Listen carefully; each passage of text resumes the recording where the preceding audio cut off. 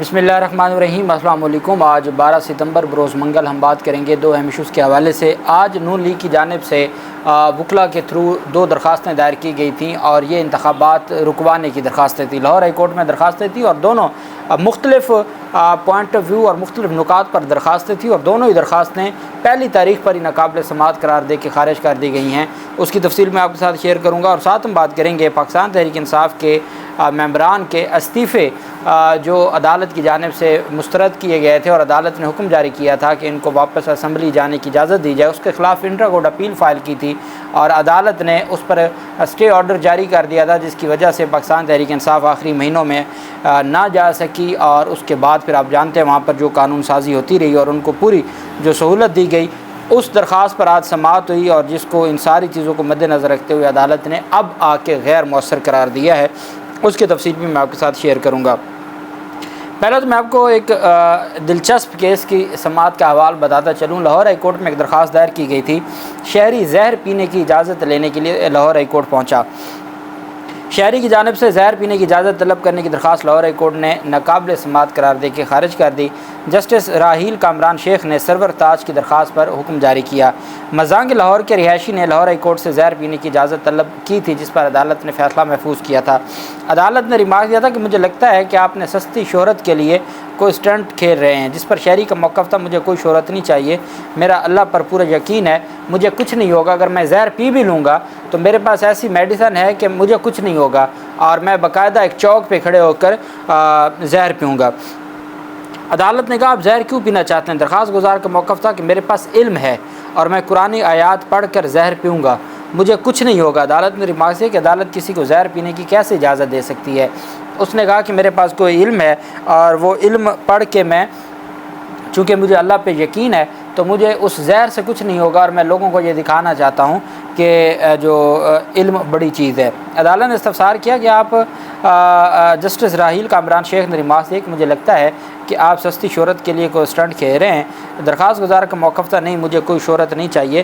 عدالت نے واضح کیا کہ خودکشی اسلام میں حرام ہے اور اب عدالت سے حرام کام کی اجازت مانگ رہے ہیں۔ درخواست گزار کا موقف تھا کہ لاہور کے موچی گیٹ پر سب کے سامنے یہ تجربہ کرنا چاہتا ہوں، لہٰذا عدالت اجازت دے۔ عدالت نے ریمارک دی کہ خود موت مانگنے والوں کے حوالے سے بھارتی سپریم کورٹ کے فیصلے موجود ہیں۔ بھارت میں کینسر کے مریضوں نے موت آسان کرنے کے لیے سپریم کورٹ سے رجوع کیا تھا۔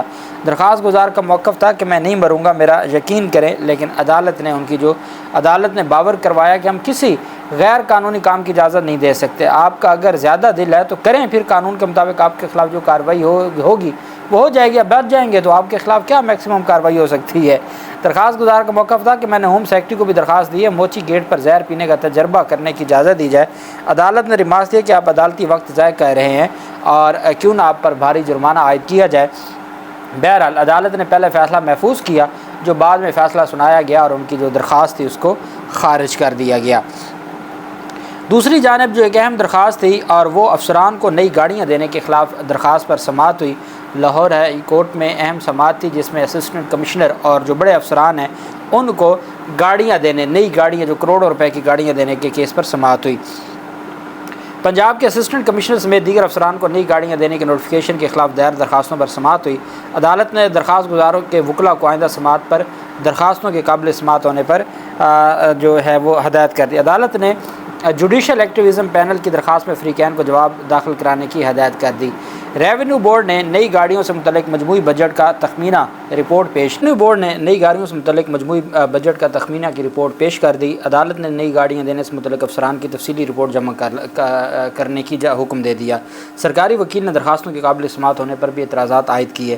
اسسٹنٹ ایڈوکیٹ جنرل پنجاب نے کہا کہ یہ حکومت کا پالیسی میٹر ہے، یہ درخواستیں بدنیتی کی بنیاد پر دائر ہوئی ہیں، یہ درخواستیں بدنیتی پر مبنی ہیں اور ان کو خارج کیا جائے۔ جسٹس رسال حسن سید نے استفسار کیا کہ کیا نئی گاڑیاں دینے کا نگران حکومت کو اختیار ہے؟ سرکاری وکیل نے کہا یہ درخواست میں یہ پوائنٹ نہیں اٹھایا گیا، رواں مالی سال کے بجٹ میں فنڈز مختص کیے گئے تھے، یہ فنڈز اسپیشل کسی کی ہدایات پر جاری نہیں ہوتے۔ وکیل درخواست گزار نے کہا کہ عوام کے پاس بجلی کے بلوں کے پیسے نہیں ہیں۔ جسٹس رسال حسن نے جوڈیشل ایکٹیویزم پینل جو کہ اظہر صدیق ایڈوکیٹ صاحب کی ہے اس پر سماعت کی۔ درخواست گزار نے کہا کہ نگران حکومت صرف روزمرہ کے معمول چلا سکتی ہے، نگران حکومت کے پاس عوامی مینڈیٹ نہیں ہے، وہ پبلک فنڈز کو استعمال نہیں کر سکتی۔ عدالت سے استدعا ہے کہ نئی گاڑیوں کی خریداری کا نوٹیفیکیشن کالعدم قرار دے۔ عدالت نے کیس کی سماعت ملتوی کرتے ہوئے اگلی تاریخ پر، اب رپورٹس آ گئی ہیں، اگلی تاریخ پر درخواستوں پر دلائل طلب کر لیے کہ ان درخواستوں پر دلائل دیں اور اس کو عدالت پھر ڈیسائیڈ کرے گی۔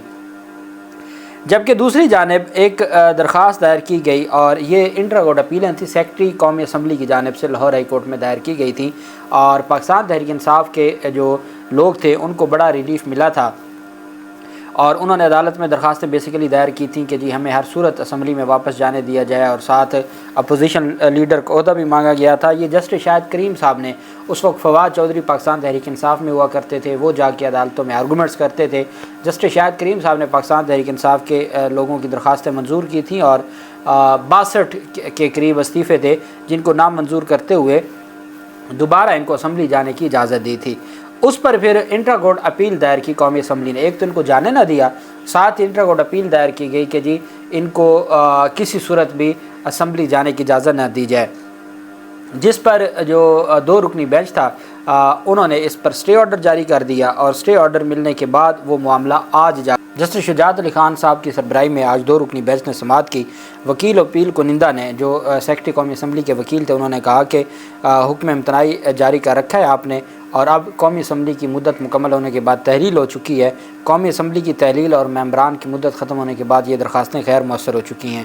سیکرٹری قومی اسمبلی طاہر حسین نے یہ انٹرا کورٹ اپیل دائر کی تھی، اور اس میں کرامت علی کھوکھر، ملکہ بخاری اور باقی جو فریقین تھے تمام کو فریق بنایا تھا، اور اس میں کہا تھا کہ 123 ممبران اسمبلی نے استعفے دیے تھے، جس میں سے محمد نواز اور جواد حسین نے استعفوں سے انکار کیا، باقیوں نے تصدیق کی، 121 لوگوں نے، اور 16 اپریل کو استعفے منظور کیے۔ قاسم سوری نے 16 فروری کو اسپیکر قومی اسمبلی پوائنٹ آف آرڈر پر استعفوں کی تصدیق کی ہدایت کی۔ 30 مئی کو استعفوں کی تصدیق کے لیے پی ٹی آئی ممبران کو خط لکھا۔ 28 مئی کو اسپیکر قومی اسمبلی نے 11 ممبران کے درست استعفے منظور کرائے۔ اسپیکر قومی اسمبلی نے قانون کے مطابق 17 جنوری کو باقی پی ٹی آئی ممبران کے استعفے منظور کیے۔ سنگل بینچ نے قانون کے برعکس 19 مئی کو ممبران کی بحالی کا فیصلہ دیا۔ عدالت انٹرا کورٹ اپیل منظور کرے، آج وہ اپیل بھی غیر مؤثر ہو گئی ہے۔ یہ ہمارا عدالتی نظام ہے کہ سٹے آرڈر دیے رکھا اور اب آ کے وہ اپیل غیر مؤثر ہو گئی، اور اب اس اپیل کے اوپر جو کارروائی ہے وہ نہیں ہوگی۔ لاہور ہائی کورٹ میں چونکہ اس وقت مسلم لیگ نون وہ واحد سیاسی جماعت ہے جو کھل کر یہ چاہتی ہے کہ کسی بھی صورت انتخابات نہ ہوں، اور آپ جانتے ہیں کہ صدر مملکت کے انتخاب دینے کو وہ ریاست کے ساتھ غداری اور عمران خان کے ساتھ وفاداری قرار دے رہے ہیں۔ آئین کو تو وہ کچھ سمجھتے ہی نہیں ہیں۔ لاہور ہائی کورٹ میں آج ایک درخواست دائر کی گئی، ان کی وکلا ٹیم کے ایک ممبر کی جانب سے مقدس اسلامی مہینوں میں عام انتخابات روکنے کے لیے درخواست دائر کی گئی۔ لاہور ہائی کورٹ میں مقدس اسلامی مہینوں میں عام انتخابات روکنے اور الیکشن ایکٹ کے سیکشن 170A کی شق 3 کو غیر آئینی قرار دینے کے لیے دائر درخواست پر سماعت ہوئی۔ لاہور ہائی کورٹ کے جسٹس راحیل کامران شیخ نے سماعت کی، اور درخواست گزار کی جانب سے یہ موقف اپنایا گیا کہ 12 اسلامی مہینوں میں سے 4 مہینے انتہائی مقدس ہیں، اور اس میں ذی القعدہ، ذی الحجہ، رجب اور محرم الحرام۔ ان مہینوں کا احترام لازمی ہے۔ مقدس مہینوں میں الیکشن کے باعث ماضی میں فسادات اور قتل و غارت کے واقعات ہو چکے ہیں۔